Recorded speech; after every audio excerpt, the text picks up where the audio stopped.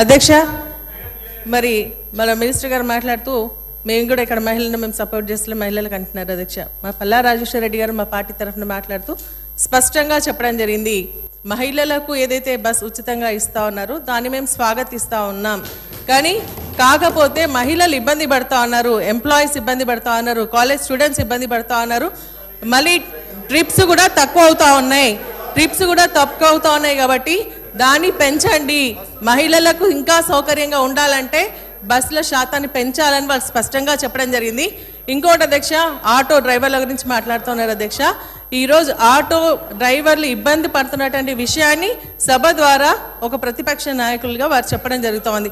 ఒక నిమిషం అధ్యక్ష, చనిపోయినటువంటి ఆటో డ్రైవర్ భార్యలు కూడా ఇబ్బంది పడుతూ ఉన్నారు.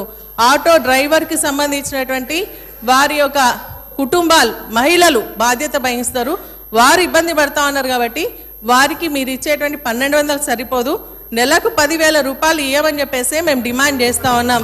ఖచ్చితంగా ఇవ్వండి, ఆ కుటుంబాలను ఆదుకోండి. చనిపోయిన కుటుంబాలకు మరి 10,000 రూపాయలు 10 లక్షల రూపాయలు ఎక్స్గ్రేషియా ఇవ్వాలని చెప్పేసి కూడా మేము డిమాండ్ చేస్తూ ఉన్నాం. మరి ఇంకొకటి ఏంటంటే, మీరు మహిళలుగా మా గురించి మాట్లాడుతూ ఉన్నారు, మేము అడుగుతూ ఉన్నాం.